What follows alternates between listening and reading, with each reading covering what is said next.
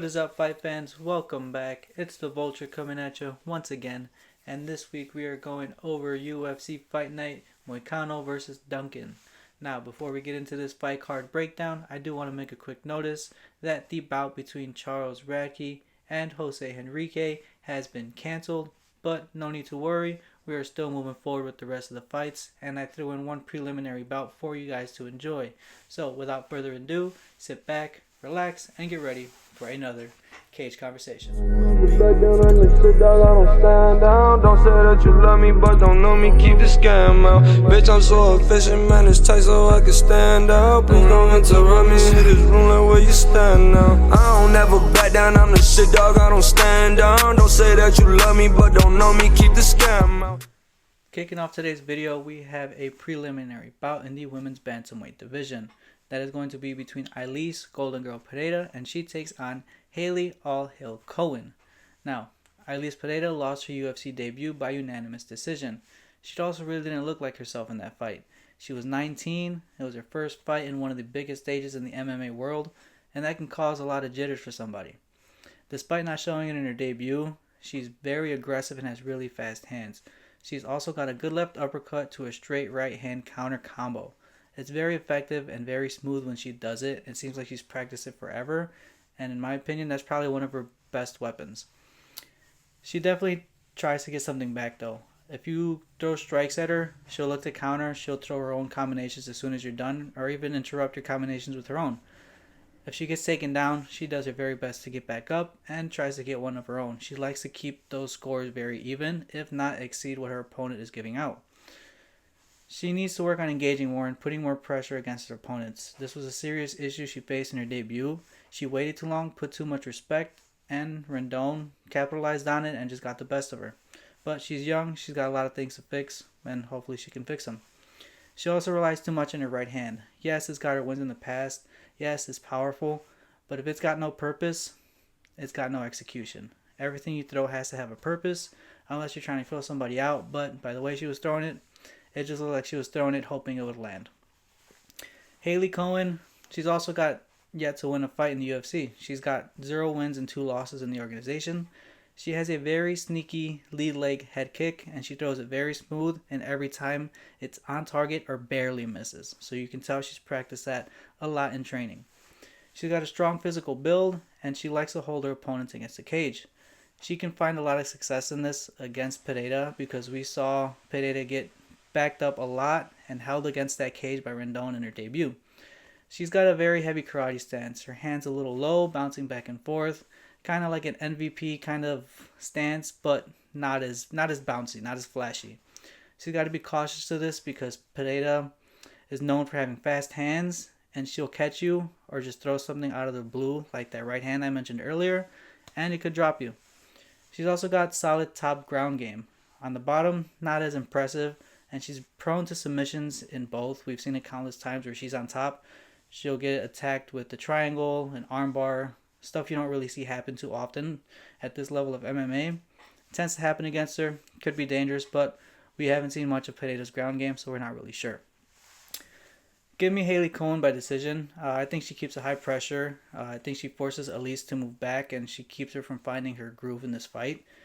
It's hard to say what form of Pereira we'll see on Saturday. She's young. She's got a lot of things to work on. Only her second fight. I believe she's 20 now, so maybe that one fight she'll got all the jitters and we'll see a really great version of her. But based off her last performance, I don't think so. I mean, Cohen is kind of similar to Rendon, but I think Cohen has that slight edge in all aspects over Rendon, and Rendon just walked through Elise. So with that being said, I think Cohen makes easy work of Pereira this weekend. Up next, we have a featherweight bout between Tommy Gun McMillan, and he takes on Manolo Angelo Veneciano Cecchini. Now, Tommy is 9-0 with 8 finishes, 3 by KO/TKO, and 5 by submission, and all of those finishes coming in the very first round.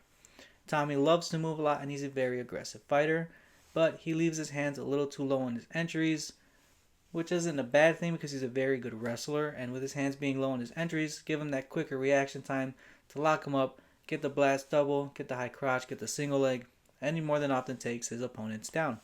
He's a solid striker. Now, I say solid because he's not the greatest. He finds the mark. He's just a little too sloppy with it. But we've seen quite a bit of fighters have that sloppy technique and still get the finishes. Across from him, we've got Manolo Zucchini. He's 11-4 record with 10 finishes, 9 by KO/TKO, and 1 submission.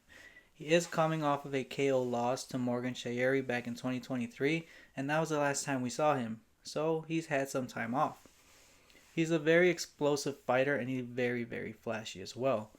He has fast hands and a quick teep kick to both the head and midsection that he throws fairly often.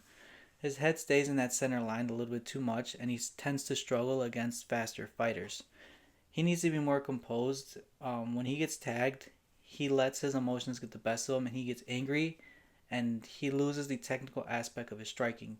He's more focused on hitting you back than he is trying to recollect and find the ways that he can attack you better than just going all out and hoping something lands. On this one, I'm still going to take Manolo Zucchini. I think he's the more technical and more complete fighter. I think Mamelin's solid, but he's a bit too wild and might find himself getting countered and stopped. If Zucchini can stop the takedowns and work his counters into this fight, I have no doubt in my mind that he's going to control the entire pace and decide where this fight goes and how it ends.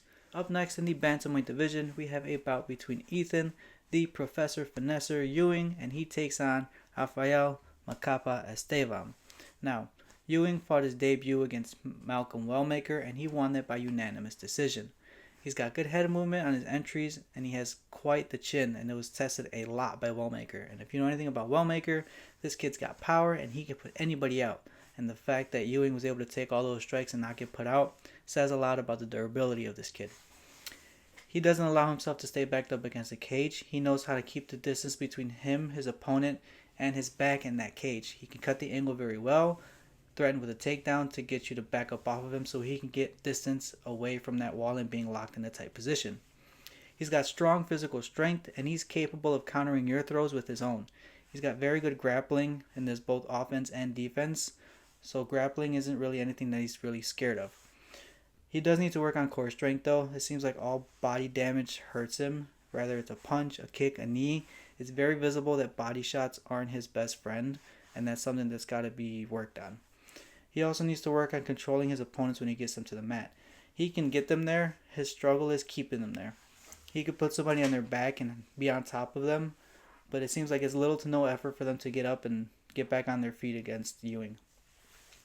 Rafael Estevam, undefeated, 14-0, moving up to bantamweight from flyweight. He's got good level changes, he's got good ground transitions, and he's capable of keeping you on your back, but you're better off giving him your back because he tends to sit high when he has your back, and you can almost always count on getting back up if he has your back. Yes, it's always concerning to have somebody on your back, but we've seen it time and time again with Estevam. He sits too high, you counter up, you tripod up, he'll just go right over the top of your head and you're back on your feet, or you'll end up in his guard and you'll have that more dominant position.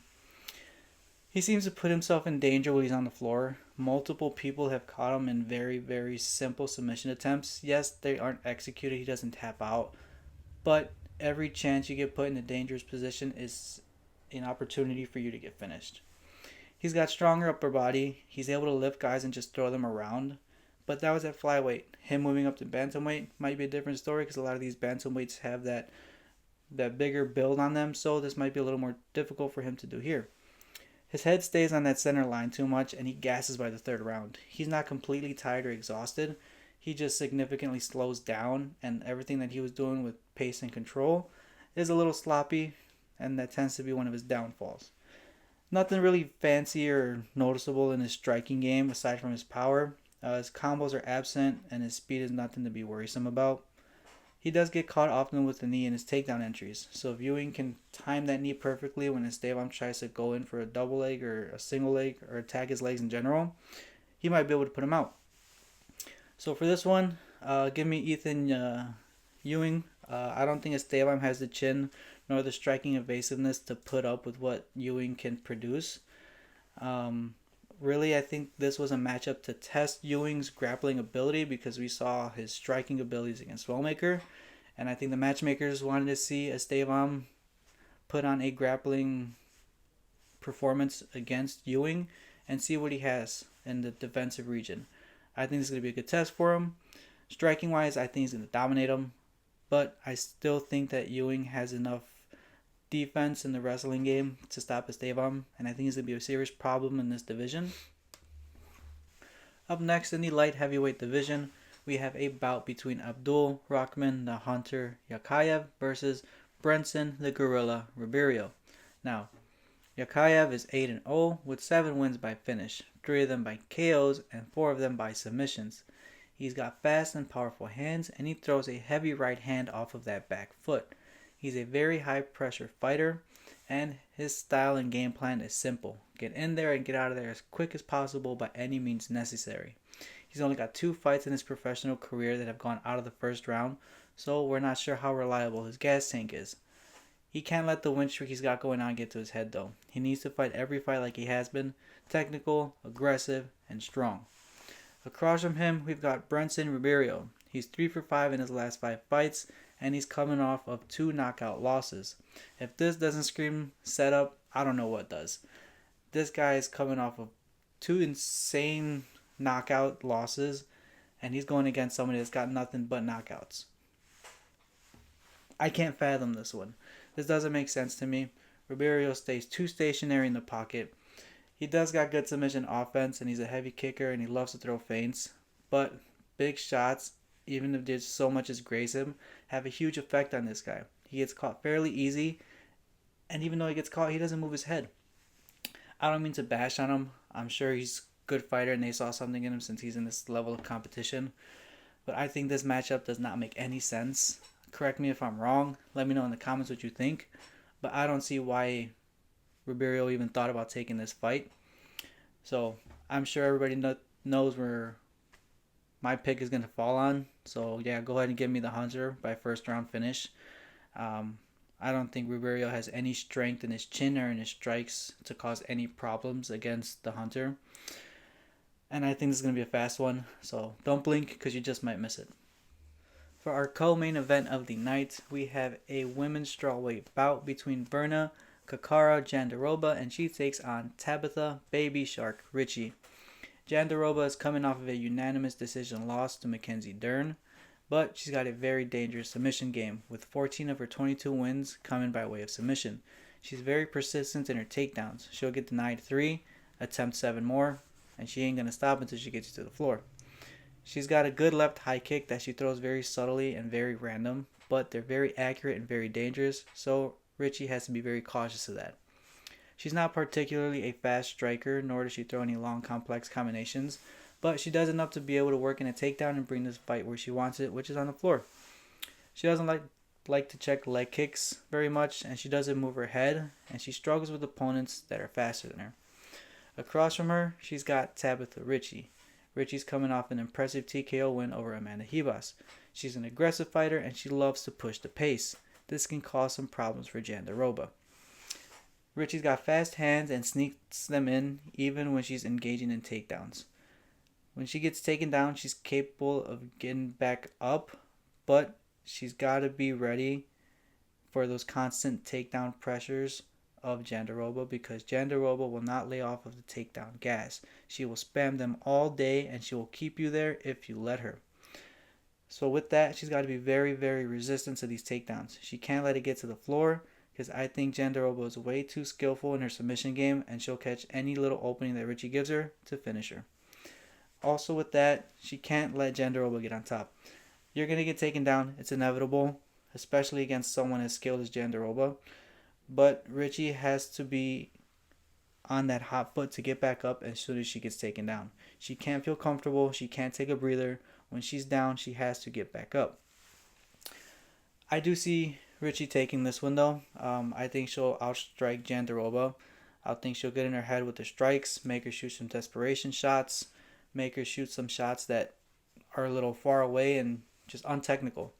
I think Ritchie's going to be able to pick her apart with her striking, overload her with strikes, some punches, some kicks, get her against the cage.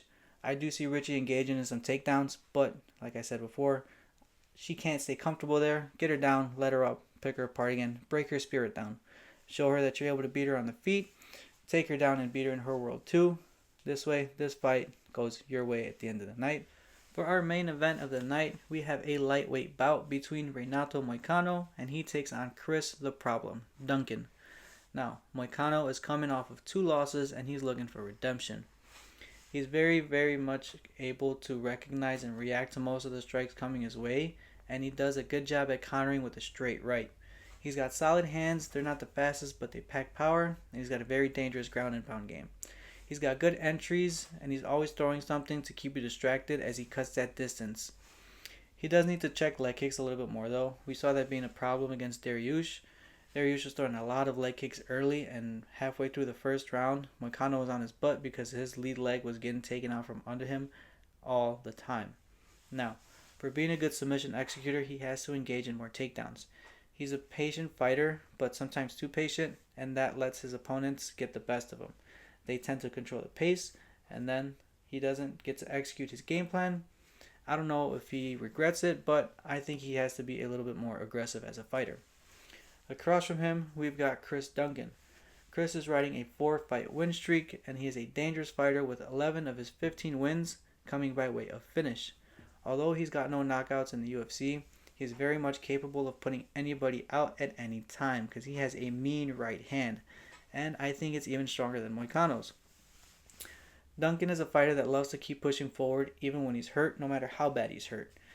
No matter how much you hurt him, no matter how much you cut him, no matter how much he's bleeding, he's going to push forward because he is not going to go down easy. He does have a problem with fighters that are faster than him, but I personally don't think Moicano has any speed advantage against Duncan, so that might not be anything we have to be worried about on Saturday if we're Chris Duncan. He's a patient fighter and he likes to throw strikes to see what reactions he gets. He tests the waters. He sees what you'll give him when he gives you something. He'll throw a jab, see if you duck your head, see if you sway right or left. He'll pick up on your tendencies and he'll like to pick that apart. Very technical with it. He is low volume though when it comes to his combos. They're not big or long or complex combinations, but they're strong. Everything he throws is with power. He can't get excited though. If he hurts Moicano, he's got to take his time. He's got to recognize the situation, and he's got to let it play out. We saw this against Torres. He hurt Torres very, very early. He tried to finish it quick. Torres got him down and submitted him. This backfired on Duncan because he was overzealous and wanted to get it done quick, which is not a bad thing, but sometimes you just got to take a breath, work your way through it. By the second or third time you get that person hurt, go for the kill shot. But you can't do it right away, especially so early like you did against Torres. With this one, give me Chris Duncan. I think he'll outstrike Moicano, and I even think he beats him on the floor. Even if it does get to the floor, I think Duncan is the stronger fighter, and he'll be able to get up fairly easy. I don't think Moicano has any striking defense or IQ that's going to be on the same level as Duncan.